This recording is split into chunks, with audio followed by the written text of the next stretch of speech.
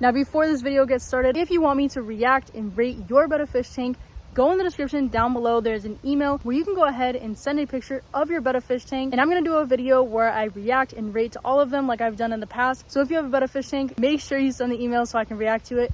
And I can't wait to see all your submissions. Hello and welcome back to the channel, everyone. Yeah, that right there is a giant tree that fell during a storm. But I realized the other day that a while ago I posted the Betta fish tank mates that are not safe for bettas, but somehow I forgot to post the tank mates that are safe for betta fish. Now before I get into the list, I do want to preface all of this by saying that every single betta fish is different. Males, females, different fin types of betta fish, they are all different.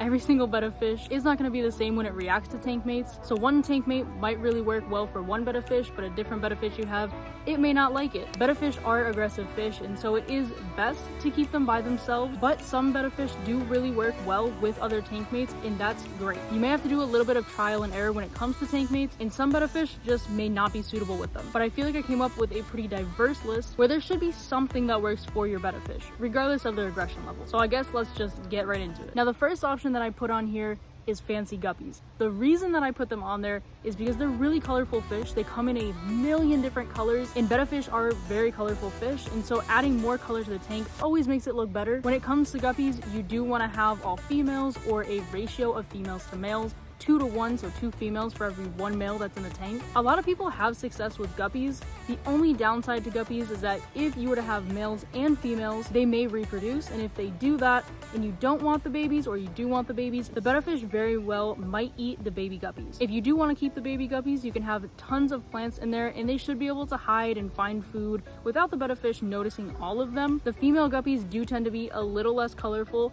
but they're still really cool fish to add to a tank. And in terms of tank size, I do recommend at least a 10-gallon when it comes to guppies and a betta fish together. Now when I go through this list, do keep in mind, it is getting very bright. Now when I go through this list, do keep in mind that you can combine some of these tank mates with a betta fish, but the tank does have to be big enough. It has to give all the fish enough space and space for them to hide and just kind of exist without being stressed out by the betta fish, and vice versa. The next tank mate that I put on this list is an assassin snail, and these snails are pretty fascinating. So these snails are nocturnal, which would really help with your betta fish, because if the snail isn't out just roaming around, it's not really going to harm it in any way. Betta fish do sleep at night, so if the snail is up while the betta fish is sleeping, it will reduce the chances. Now the thing about assassin snails is that they are carnivores, so typically they do eat other snails, dead fish, things like that, but they also can and will eat algae and other things that they find in the tank. Now the only disclaimer with this one is that sometimes it can be hard to keep these snails alive if they don't have enough food, and it can be a little hard to monitor how much food they're consuming if they are awake at night, and obviously you'd probably be sleeping while the snail's awake. So having a pretty large tank is important when it comes to an assassin snail. You could do a minimum 5 gallons, but of course I always recommend more than that. I have owned an assassin snail in the past,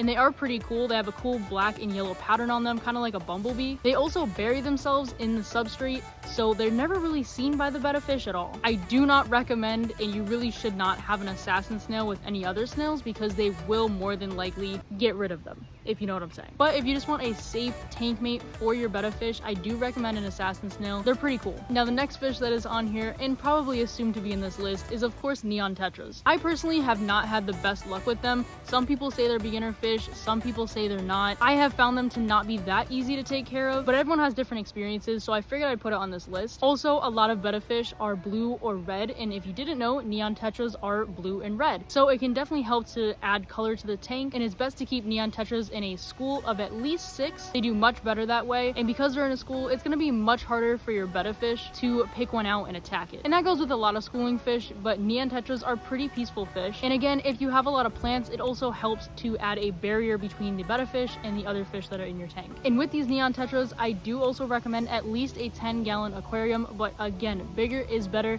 The minimum does not necessarily mean it's the best. It just kind of means the absolute bare minimum that you should do. Because don't forget, any tank size that you have, there's going to be less water volume because you're adding substrate, plants, fish, filter, heater, all the stuff inside of it. So it's actually going to be less than the tank size that you purchased it for. Now the next fish is the Harlequin rasboras, which if you haven't heard of them, they are some pretty cool looking fish. They are also considered a beginner fish. So if you're new to fish keeping, if you're new to having tank mates with your betta, this could be a good option for you. They're also pretty peaceful, so you don't have to worry about them going after your betta fish. And again, because they're in a school, your betta fish would have a pretty hard time to pick out one in the group to attack. So they can live together pretty nicely. And again, for this one, I would recommend at least a 10-gallon aquarium just to make sure all the fish have enough space and they're happy. Now, the next tank mate is not a fish or a snail, it's shrimp. Because who doesn't love shrimp? Well, I don't, because I'm allergic, but we're not talking about the kind of shrimp. More specifically, we are talking about Neocaridina shrimp. I always forget how to say it, but they are very small shrimp and they come in a wide variety of colors like red, blue, orange, yellow. I'm pretty sure there's some other colors out there, but they are some pretty cool shrimp. They clean up the tank really nicely. They're really easy to care for. They're pretty hardy. They're obviously very peaceful. Some people have good experiences with them, some people not so much, but again, it is really just about your betta fish and figuring out what works for them. Some betta fish will completely leave alone a shrimp, and other betta fish are like, that shrimp is mine, what are you doing in my tank? So it just really depends, but they come in a lot of different colors. The only thing with these shrimp is that they will reproduce, and they will reproduce quickly, and a lot of them. The babies are extremely cute, I will say that, but your betta fish might think of them as a snack. So having a lot of plants again in your tank, a lot of hiding spots, would help to minimize how many baby shrimp your betta fish is getting, or you can just have a separate tank altogether. Whatever works for you, but shrimp are pretty cool to have in a tank. I've had plenty of them over the years, and I would say they were one of my favorite tank mates and just one of my favorite things to keep in a tank overall. Now, this next one, I will admit, I have been wanting forever.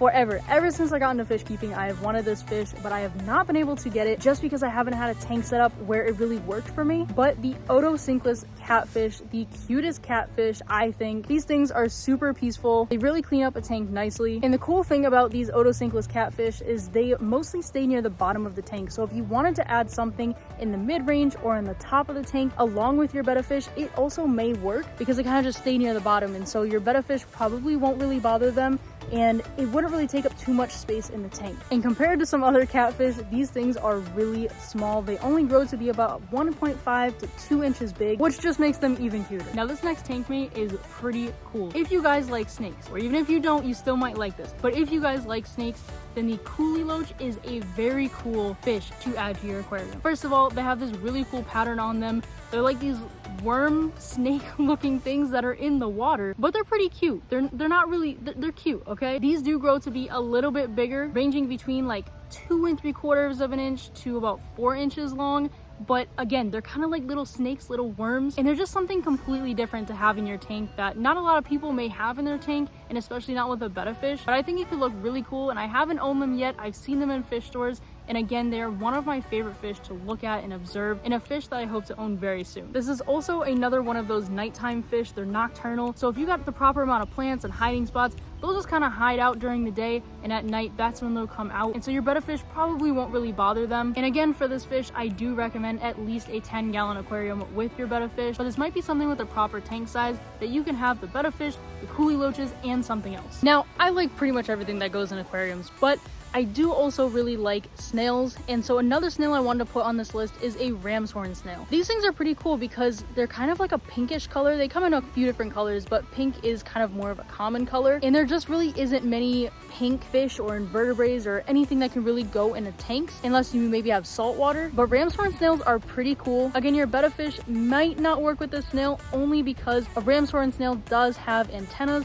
and sometimes betta fish think that the antennas are worms, and so they think that they're a snack and they go after them. So you do want to be mindful of that. And also with Ramshorn snails, they can reproduce a lot of eggs very quickly and very frequently. So that is something to keep in mind. There are plenty of different ways you can handle that, and you can decide what works for you, but a Ramshorn snail is pretty cool. And again, with the snail and the betta fish, you might be able to add some other fish in the tank as well if it is big enough. The Ramshorn snail also does eat algae, so it is best to have a bigger tank, like at least a 10-gallon tank, so there's enough algae in there for them to consume. I'm not really sure what that pole is in the ground, but it's there. Now, of course, we all love betta fish, so I had to just put this in here because if you love betta fish, you probably want a lot of them, and it can be a little frustrating sometimes when betta fish cannot be housed together because of their aggression, and so you have to have a bunch of different tanks, and some people just can't set up a bunch of tanks. But there are 2 solutions to that I wanted to share. The first one being you could have a divided tank. Now, in order to have a divided tank, you have to have at least a 10 gallons, so each betta fish gets 5 gallons. But of course, it might feel better to you to just have the 1 betta fish in the 10 gallons so it has all the room as opposed to trying to cram 2 betta fish into 1 tank. But ultimately, it is up to you. The other option for having betta fish together is having a female betta sorority. So no males. No males can go in this tank. Only female betta fish. It has to be an odd number, and it has to be a fairly large tank to make sure all the betta fish have enough room, enough hiding spots, and territory for each of them. You also want to have an odd number so they can establish a hierarchy, because that's how it's going to work. This one could be a little bit tricky just because bettas can be unpredictable, especially when housing them together. But if you have a very big tank with a lot of plants, a lot of hiding spots, and if you look up on YouTube, there are tons of videos showing how to introduce the females to each other so that it doesn't stress them out, they don't get territorial or aggressive, and so that is just kind of guaranteed to work. You do of course want to have a backup plan in case it doesn't, so you have somewhere to house each of the fish. But a female betta sorority tank is something I've been wanting to do forever, and I will get around to it because I've just really wanted to do it, and I think it's really cool to have a bunch of just female betta fish all in one tank. To me, it just looks really cool, and it's a tank setup that I really want. But those are pretty much the only two ways you can house betta fish together, but I wanted to throw them out there because I feel like when people are looking for tank mates for bettas, it can be a little discouraging, and I know if you love a betta fish, you probably want multiple, like I said. All right, and the last fish I wanted to put on this list is of course the Ember tetras. They're fast, they're also a schooling fish, so it would be pretty hard for your betta fish to get them. They are also colorful, so it will add some color to your tank, and because they're a schooling fish, a nice little school of them swimming around would look pretty cool. Again, they're a non-aggressive fish, so the chances of them working out are pretty high. And again, at least a 10-gallon tank for these tank mates. And if you have a big enough tank, you might be able to have the tetras, the betta fish, and maybe the Otosinkless catfish on the bottom, or a snail or something like that. If you guys have any other tank mates that have worked out for you, comment them down below. But I hope this list was helpful for all of you, and making this list really just reminded me of all the fish that I want to get because they're just really fun to have, and there are some on this list I still haven't tried out that I would really like to. But other than that, I hope you guys enjoyed. I hope this list was helpful, and like I said, go in the description down below, send your betta fish tanks to that email so I can go ahead and react and rate your betta fish tank. Thank you for watching, and I'll see you guys in the next one. Bye.